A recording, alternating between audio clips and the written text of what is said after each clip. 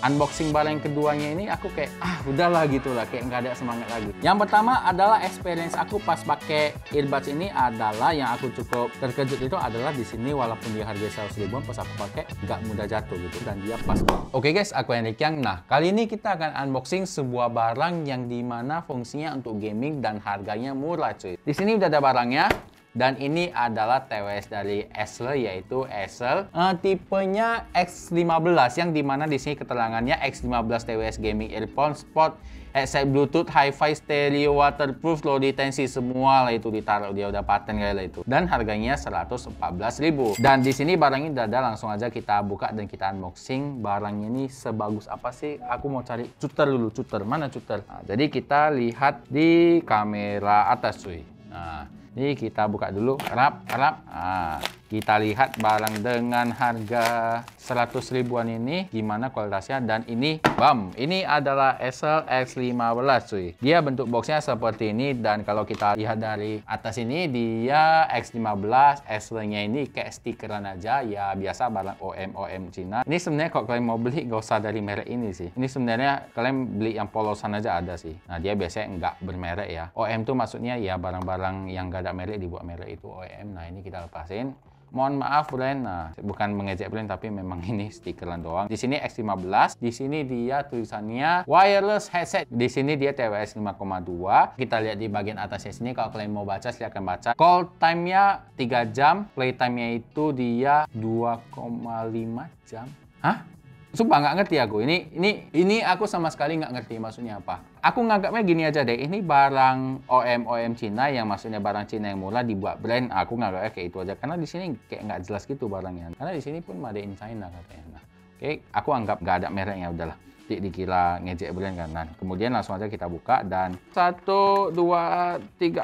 Nah, ini nggak ada lagi. Oke, kita buang. Nah, jadi dia seperti ini kalau kita lihat dalamannya. Nah, setelah dibuka dia seperti ini. Di sini ada earbudnya dan di sini ada headsetnya dan tulisannya Acer. Nah, ini kita keluarin. Oke. Ini kayak habis baterai. Dia udah pakai Type C loh di sini. Ini kita buang aja. Oke. Kemudian kalau kita lihat di bagian belakangnya sini dia sudah menggunakan Type C ya. Kalau kita lihat di bagian belakang polosan aja, bagian atas ini dia Acer.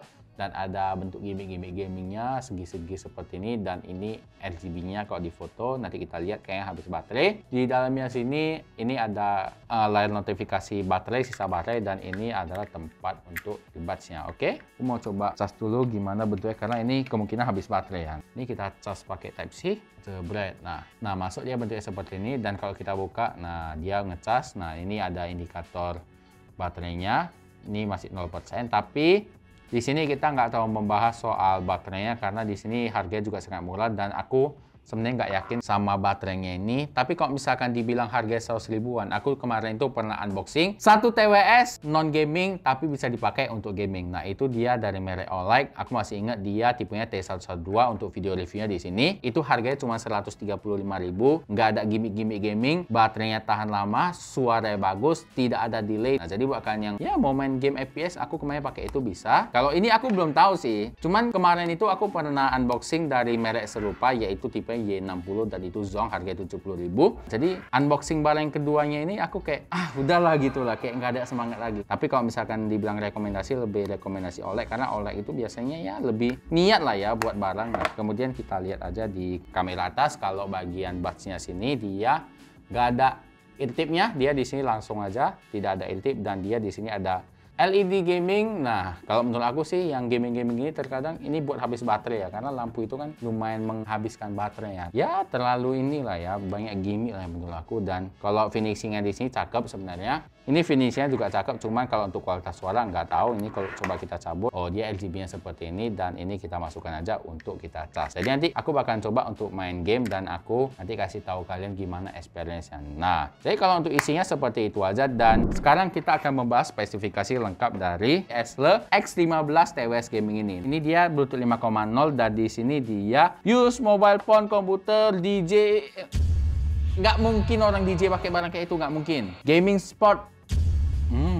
Dah gimmick aja, aku anggap itu gimmick. Kemudian di sini fungsinya ada waterproof, ada mikrofon. Kemudian di sini waterproof standarnya IPX4. Nah, IPX4 itu apa? Oh, dia bisa bertahan percikan air dari segala sisi. Jadi dia IPX4, kalau itu aku percaya. Di sini single use time-nya itu 4 sampai 6 jam dan charging time-nya itu 60 menit. Jadi menurut aku ya yang terpenting itu sebenarnya fungsinya sih. Aku ya nggak apa-apa, ini banyak gimmick atau gimana-gimana, aku nggak tahu masalah. Yang penting kualitas suaranya. Nah, jadi aku bakal tes beberapa hari dan langsung aja kita masuk ke experience-nya cuy.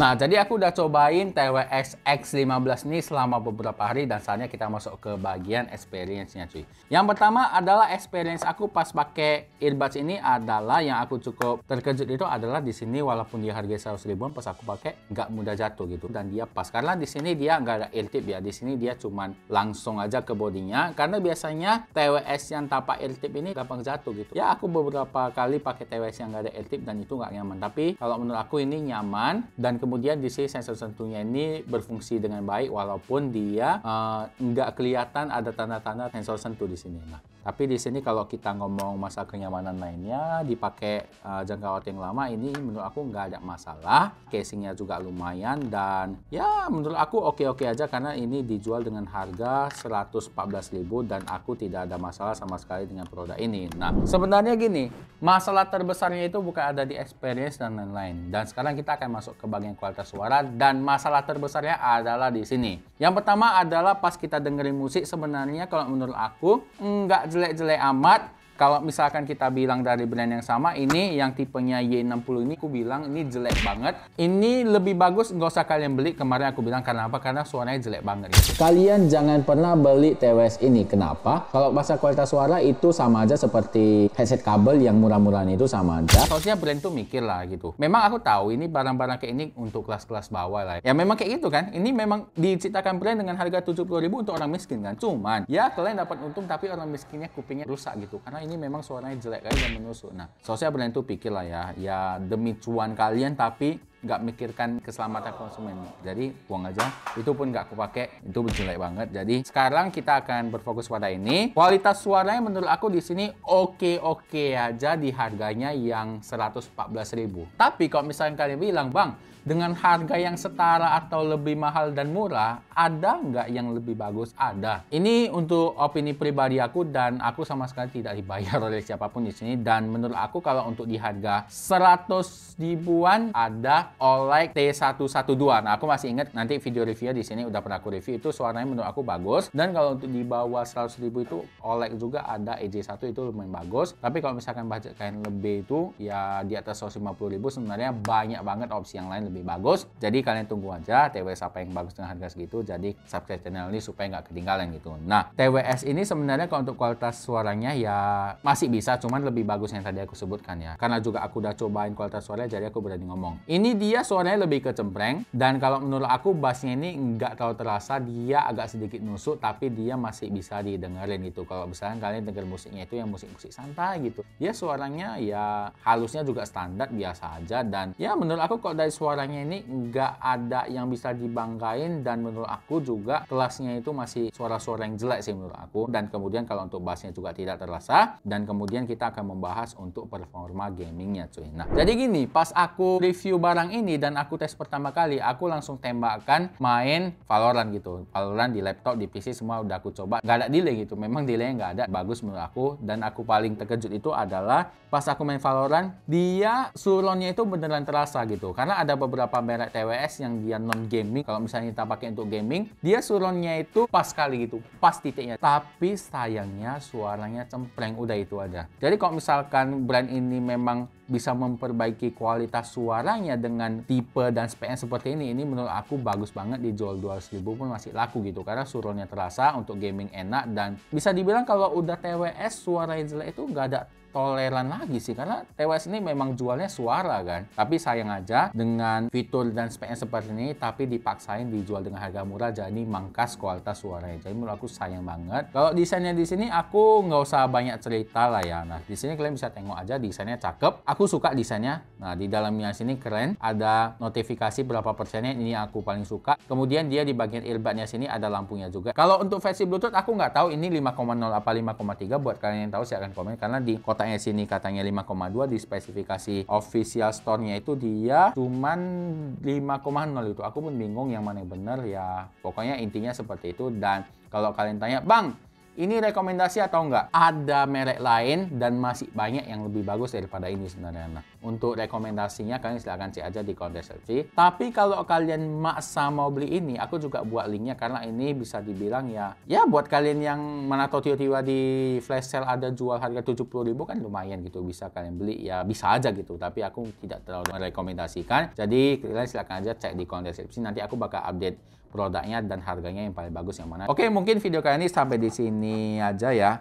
Jangan lupa klik like apabila kalian suka, dan jangan lupa share ke teman-teman kalian. Siapa tahu teman-teman kalian juga perlu info seputar channel ini. Dan apabila ada kritik, saran, komentar, silahkan komen di kolom komentar, nanti kita akan diskusi. Oke, saya Rikan, sampai jumpa di video unboxing dan review selanjutnya. Goodbye.